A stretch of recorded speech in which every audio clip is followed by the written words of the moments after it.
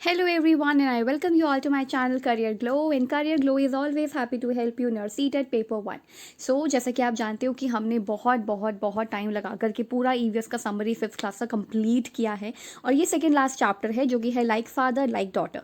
तो basically career glow पे ये आपका सेकंड लास्ट जो आपका चैप्टर है उसके बाद आपका ऑन द मूव अगेन आएगा जो कि लास्ट चैप्टर होगा. उसके बाद हम पेडागोजी और ये सारी चीज़ें जो हैं वो देखेंगे और सारे पेडागोजी से रिलेटेड जो भी क्वेश्चन है वो करेंगे. फिर फोर्थ क्लास का जो एनसीईआरटी का समरी होगा फिर हम उस पर आएंगे. फिर उसके बाद थर्ड क्लास पे और ऐसा करके हमारा पूरा जो टॉपिक्स है ये सारी चीज़ें कंप्लीट हो जाएंगी. सो बेसिकली इस चैप्टर में आपको देखने को क्या मिलेगा तो लाइक फादर लाइक डॉटर ये जो चैप्टर है ये इस चीज़ के ऊपर बेस्ड है कि हम कुछ हद तक ना अपने मम्मी पापा से सिमिलर लगते हैं. राइट हमारे मतलब रिलेटिव ऐसे ज़्यादा होते हैं कि हम अपनी कभी जो कह लो बुआ से मिल जाते हैं. मतलब कभी शक्ल वाइज जो है वो बुआ से मिलते हैं या फिर अपने पापा से बहुत ज़्यादा हमारी शक्ल मिलती जुलती होती हैं. कुछ कैरेक्टरिस्टिक्स जैसे पिताजी में होते हैं वैसे हमारे अंदर होते हैं या आपकी मम्मी है उनमें जो कैरेक्टरिस्टिक्स हैं जैसे बालों का कलर हो गया आई का कलर हो गया ये सारी चीज़ें. सो लाइक फादर लाइक डॉटर ये जो चैप्टर है ये बहुत ही ज़्यादा इंटरेस्टिंग है. तो इंट्रोडक्शन बहुत ज़्यादा हो गया है. अब हम अपने चैप्टर को पढ़ते हैं. So let's get into the video. So like father and like daughter. So यहाँ पे लिखा है जैसे जो हमारे रिलेटिव्स होते हैं ना वो मतलब हम उनसे एक तरीके से मिलते जुलते हैं. राइट जो डिस्टेंट रिलेटिव्स होते हैं जैसे कि हम हो सकते हैं अपनी बुआ से मिलते हों.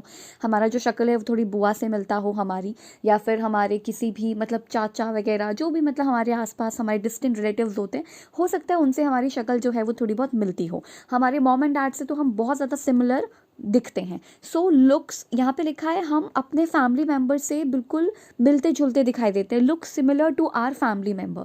Now we have seen that some traits और habits we get from our family. कुछ ऐसे ट्रेट्स और कुछ ऐसे हैबिट्स होते हैं कुछ ऐसे कैरेक्टरिस्टिक्स होते हैं जो हमें हमारी फैमिली से मिलते हैं. Right and some things and skill we learn from our environment. कुछ चीज़ें होती हैं जो हम अपने इन्वायरमेंट से सीखते हैं अपने दोस्तों से सीखते हैं. लेकिन कुछ चीज़ें ऐसी होती हैं जो हमें सीधे सीधा अपनी फैमिली से मिलती हैं. कुछ ऐसी आदतें.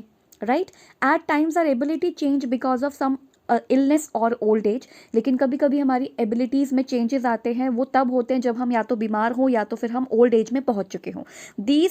All these together makes us what we are. और ये सारी चीज़ें मिला जुलाकर हमें वो बनाती हैं जो कि हम आज हैं.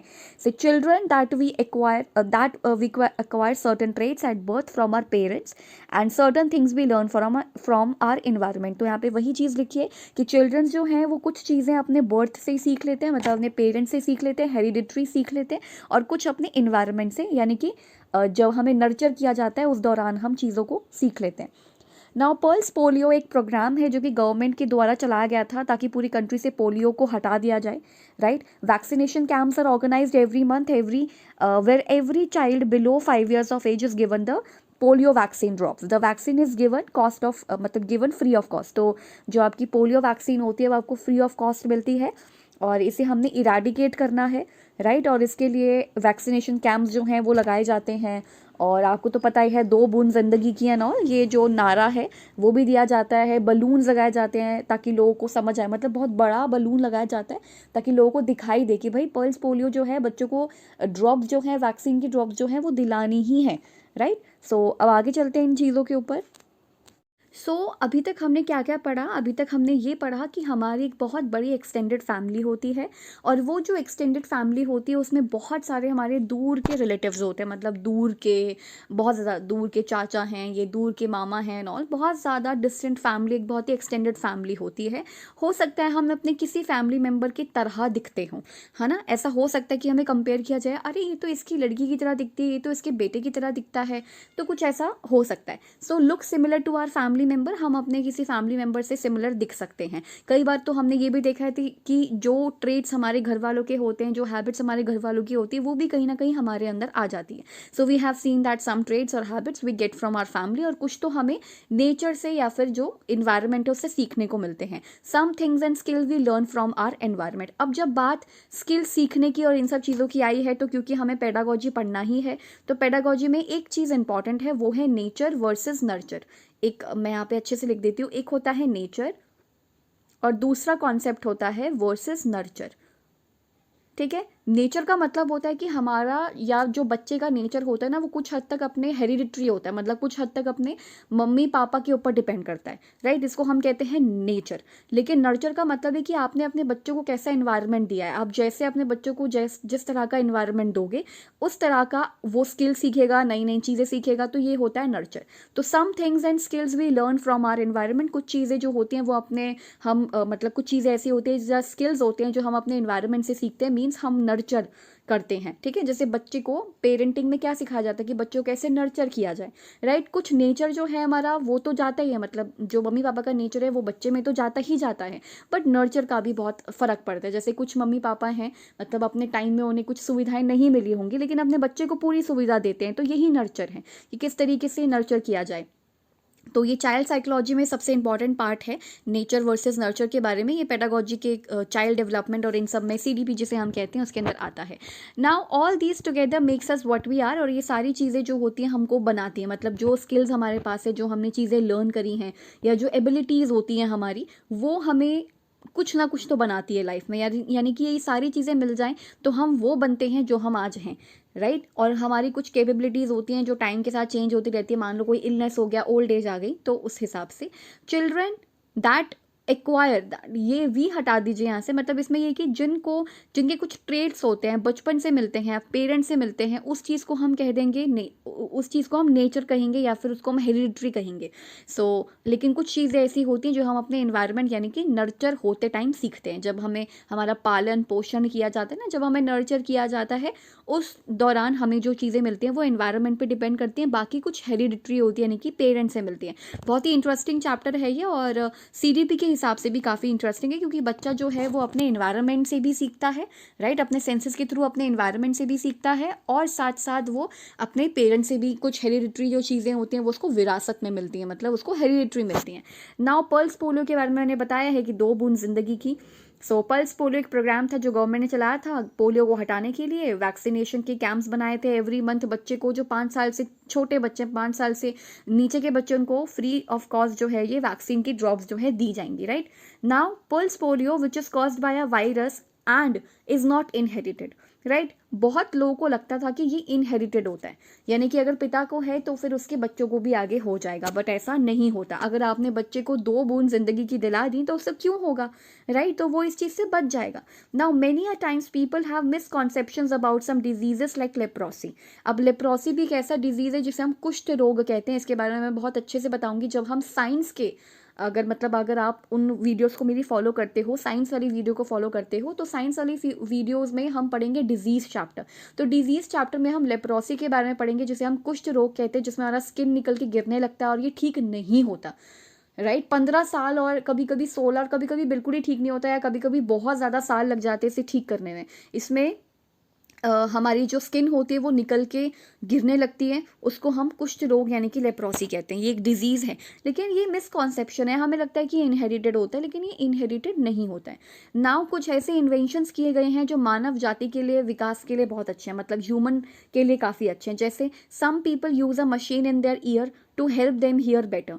मतलब जैसे मान लो आपके ईयर की कुछ नसें जो है कुछ प्रॉब्लमेटिक हैं या कुछ प्रॉब्लम्स है उसमें, तो लोग जो है मशीन्स या हियरिंग एड यूज़ करते हैं। तो ये एड कह सकते हो, यहाँ पे हियरिंग एड आ जाएगा। इसमें कुछ लोग जो हैं वो हियरिंग एड का इस्तेमाल करते हैं और मतलब उससे सुन सकते हैं better. Some use sticks or spectacles to help them in other ways. और कुछ तो स्टिक यानी कि लकड़ी का या लाठी का इस्तेमाल करते हैं, तो मतलब, और कुछ जो हैं वो स्पेक्टिकल्स यानी कि चश्मे का इस्तेमाल करते हैं अगर उनको दिखता नहीं है तो, राइट। तो कहने का मतलब है कि आजकल हर चीज़ का जो सोल्यूशन है वो अवेलेबल है। तो अगर कुछ प्रॉब्लम होती भी है तो उसे करेक्ट किया जा सकता है कुछ चीज़ों को छोड़ के।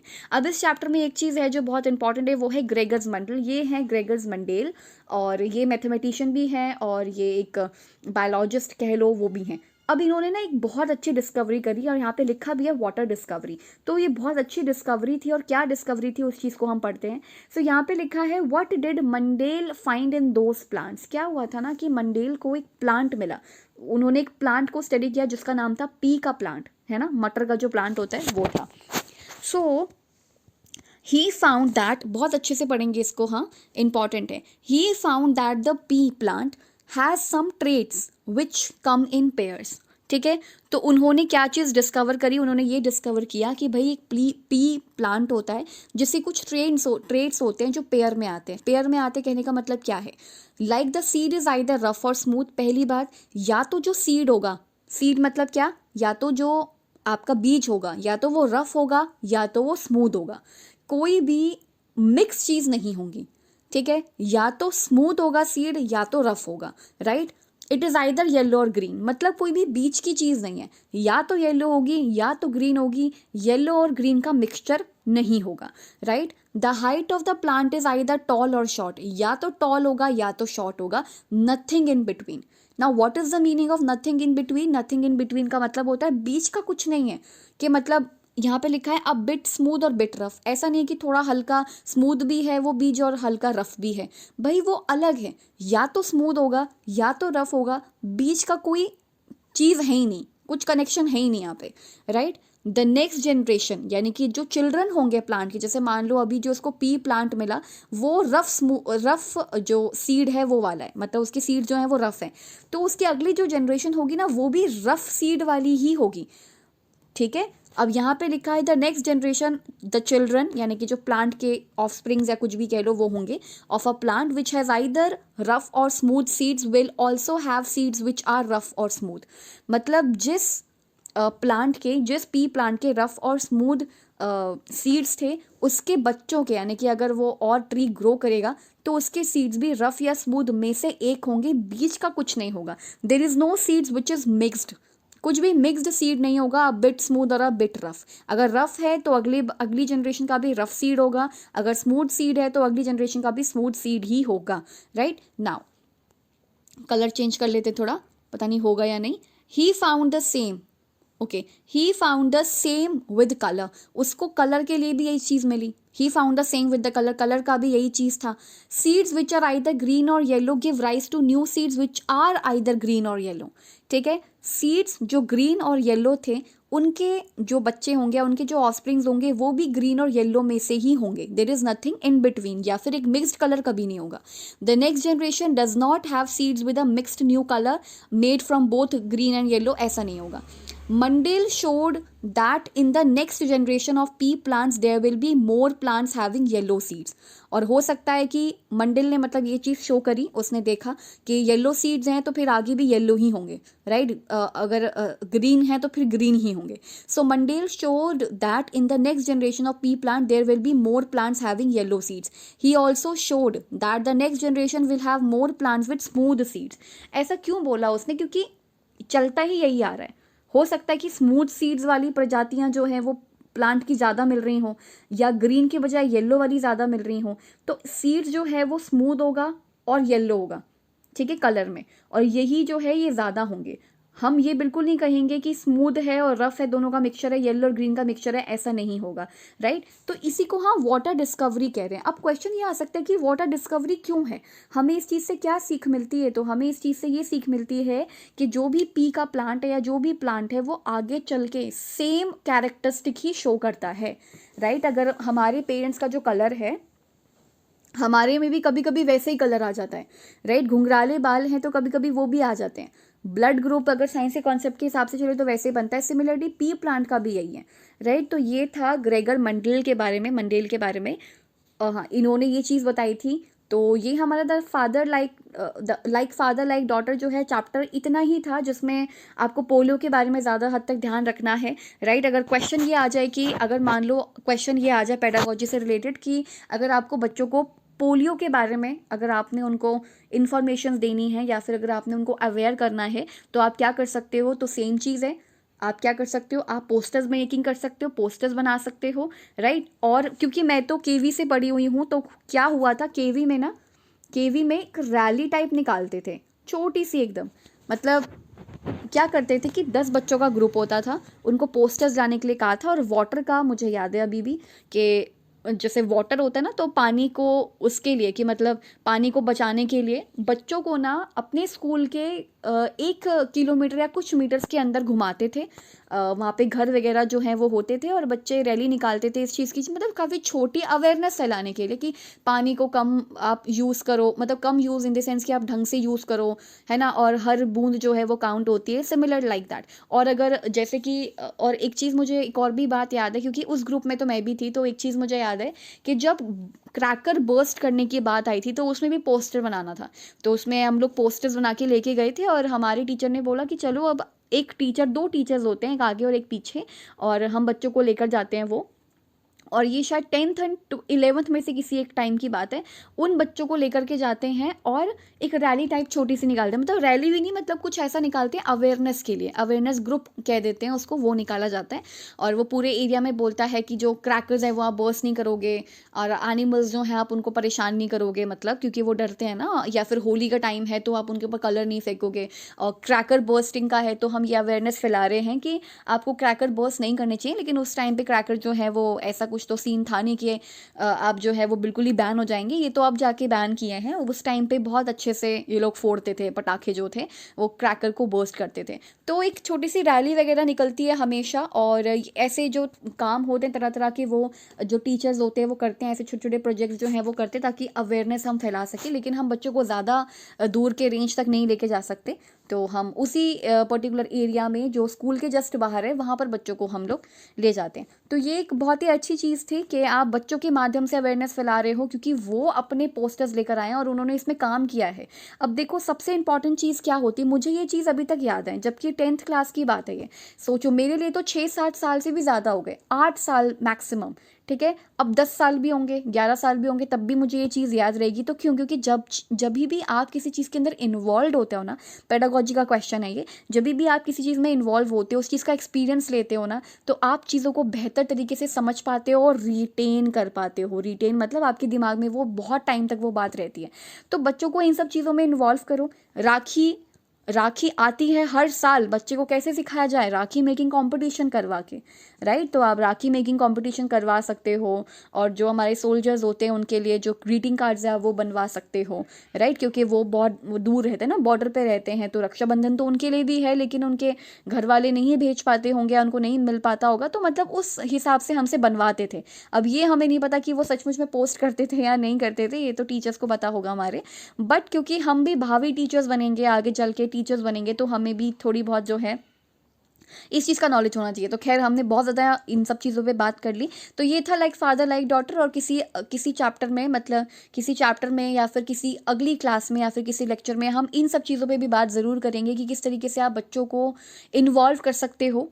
हाँ, जिस चीज़ के भी बारे में आप पढ़ा रहे हो कैसे इन्वॉल्व किया जा सकता है, लाइक पोस्टर मेकिंग से इन्वॉल्व किया जा सकता है, पोस्टर बनवा सकते हो, और ये सारी चीज़ें। तो इस बारे में हम बाद में बात करेंगे कभी किसी दिन, राइट। सो ये चैप्टर का लास्ट था, मतलब एंड था, आई मीन चैप्टर का एंड था, लेकिन एक और लास्ट चैप्टर आएगा आपका, ये सेकंड लास्ट था, एक और लास्ट चैप्टर आएगा, उसके बाद आपका पूरा जो ईवीएस का समरी है वो कंप्लीट हो जाएगा।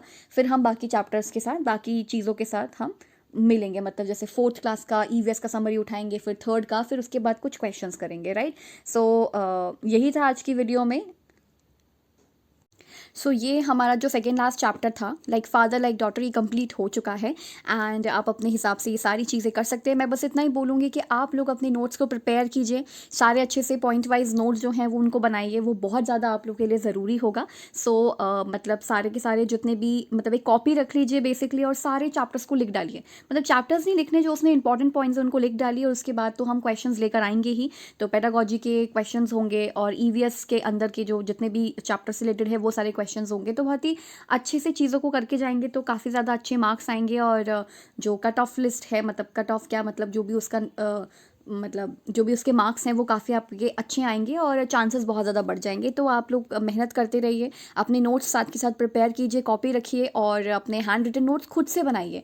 ये नहीं कि किसी ने आपको फ़ोटोकॉपी दे दिया तो आपने उसको मतलब एज अ क्या बोलते हैं उसको, उसके नोट्स कॉपी कर लिए। नहीं भाई, अपने खुद के नोट्स बनाओ यार, अपने खुद के नोट्स जब तक बनाओगे नहीं तब तक कॉन्फिडेंस कैसे आएगा, right. Prepare your own notes, मैं पहले भी बोल रही हूँ, क्योंकि बाज़ार में सारी ही नोट्स अवेलेबल हैं। बाज़ार में तो हर कॉपी में, हर किताब में, हर चीज़ आपके पास अवेलेबल है, लेकिन अब तक कुछ समझ आया? नहीं आया। क्यों? क्योंकि मेहनत नहीं करी। तो अभी हमने क्या करनी है, अभी हमने मेहनत करनी है, अपने खुद के नोट्स खुद प्रिपेयर करने हैं। अब चाहे तुम कैसे भी करो, मतलब कैसे भी करो इन द सेंस, चाहे तुम रो कर करो उसे, या फिर चाहे तुम उसे हँस के करो, चाहे कैसे भी करो, लेकिन अगर पेपर पास करना है, क्लियर करना है, तो अपने खुद के नोट्स स्वयं बनाएं, ठीक है? दूसरों के ऊपर डिपेंडेंट बिल्कुल ना रहो, और पढ़ना आप अच्छे से शुरू कर दो। और बस लास्ट में यही बोलूँगी, keep learning and keep discerning and keep watching my videos. Thank you so much.